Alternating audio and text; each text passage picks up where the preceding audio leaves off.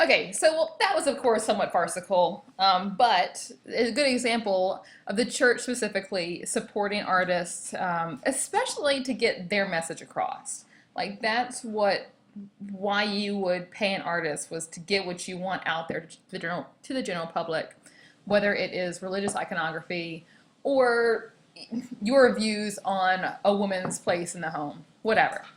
Okay, the Reformation is part of this Renaissance era, though, and yes, this is all going to relate back to what we're reading, I promise.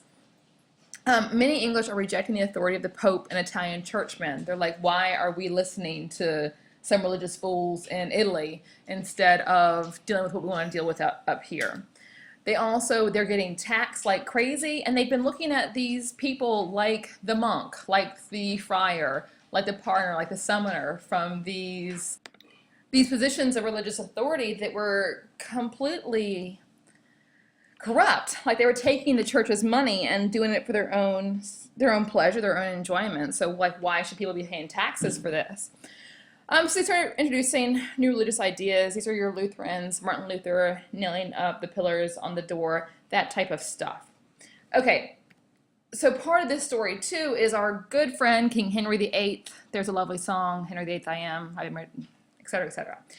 Henry VIII was a Renaissance man. He wanted a divorce after 24 years of marriage to Spanish wife Catherine of Aragon. Mostly because he needed a male heir. He had one daughter from Catherine, and that was it. They had had some issues over the years.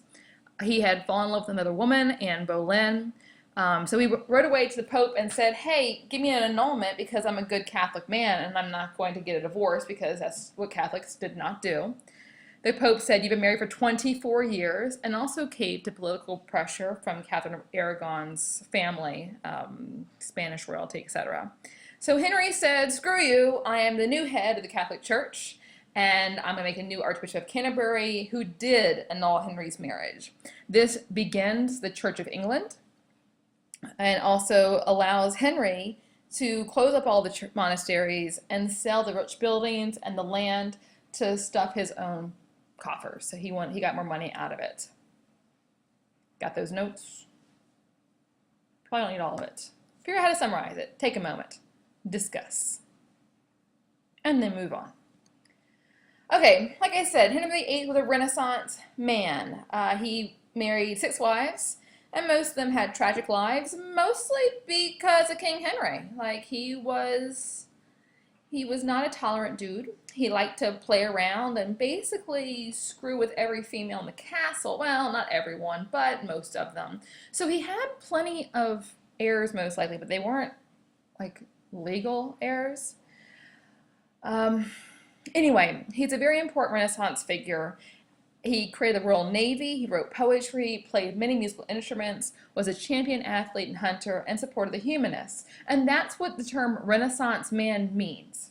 If you heard it before, a Renaissance man is someone who is able to do a lot of things well from a wide variety of backgrounds and, well, just wide variety of interests, I guess.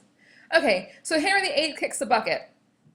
And his 3 children are all that's left of his three of his wives. So Mary was the daughter of Catherine of Aragon. She is the eldest. We've got Elizabeth, the daughter of Anne Boleyn. That would be his second wife after Catherine. And then Edward, son of Jane Seymour. You need that information. Take a moment. Okay, because he was a boy, Edward became the first heir after King Henry, but he was only 9. He was smart, but he was a sick kid. He had tuberculosis and died 6 years after being crowned. Of course, he did not actually rule the country. He was 9. What he did was sit on the throne and let uncles and other relatives actually be the ones that ruled the kingdom for those years. After he died, Bloody Mary, 1553 to 1558, so only 5 years with her, took over. Now, the reason she's known as Bloody Mary is because she was a devout Catholic. And as a devout Catholic, she wanted to bring back what her mother had valued. She wanted to bring back the Catholic Church. And she wanted to reverse all the things that her hated father had done because she really did hate her dad, like a lot. So she hunted down the Protestants, burning 300 of her subjects, and which gave her the name of Bloody Mary. Now, when she kicked the bucket, all hail Elizabeth, the Virgin Queen. 1558 to 1603, the current Queen of England is Elizabeth II. She is named after, or took her royal name from Elizabeth I. She is the most brilliant and successful monarch of the English history. She's known as the Virgin Queen because she refused to marry. She did not want to share her throne, did not want to be a puppet for anyone. She knew how to be a queen, and she did it. And these pictures, by the way, are photographs of actors playing roles of her at different stages of her life, not actual paintings of Elizabeth. She survived many plots against her. Her cousin Mary Stuart, Queen of Scots. So there's Bloody Mary, who was her sister, and Mary, Queen of Scots, who was not her sister, was her cousin. Both wanted the throne. Elizabeth had to ultimately behead Mary. Fabulous movies about that. She does reestablish the Church of England, rejects the Pope authority, and she very much supports Shakespeare. So she was not just Shakespeare. I'm not saying that they're like best friends, but she supported arts and culture. She liked to be entertained, which is why all this monarchy stuff matters.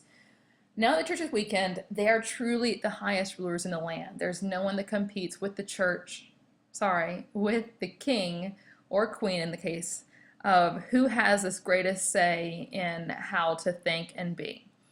They rule both politically and socially, so what they like, others will too, and like our celebrity endorsements today. In Shakespeare, if a ruler likes a play, everyone will go see it. If they don't, if they did not like the message the play was setting out, they could shut it down as being indecent, and the playwright or the playhouse would lose a lot of money. So royal patronages were a big deal. Once again, they needed sponsorship to feed themselves. They had lots of opportunities, and we are starting to get more into that feudal system, or away from that feudal system, and be able to use money as a way to be social climbers. Okay, so Shakespeare's Macbeth is based on a real person. There really was a dude named Macbeth, but it's been heavily stylized and dramatized. Macbeth, hear that mech from the Beth, Scottish. It's also known as a Scottish play. So he was a Scottish lord and king. The play is more interested in psychological truth rather than historical fact. That goes back to this idea of the humanists and what they were interested in. Not factual history, but an investigation into who we are as people, what prompts our decisions, the effects on our lives of those decisions, things of that nature. Okay, so Shakespeare had lost his somewhat patron in Elizabeth I. We now have James I, who famous dude for quite a few things. One, King James and the printing press. What kind of Bible have you ever looked at? Bet you it was a King James Bible. He kind of oversaw that whole process. He had a very short attention span. So Macbeth is one of the shortest plays that Shakespeare ever wrote. And there is good indication that, okay, let me back up. Macbeth is a story of regicide, of a man who kills his king. Recently, well, to Shakespeare's recently anyway, the Gunpowder Plot of 1605, which was a bunch of Catholics plotted to blow up King James I and all of Parliament, had been thwarted. So the king was interested in showcasing how awful it was to kill the king. He was also interested in witchcraft, psychology, ancestry, and all those things. So very, very much so, Shakespeare's Macbeth was written to appease and entertain this new monarch so he could continue the very comfortable life that he was starting to get used to. Real quickly, up next, our review of the Gunpowder Plot of 1605. Thank you, vloggers.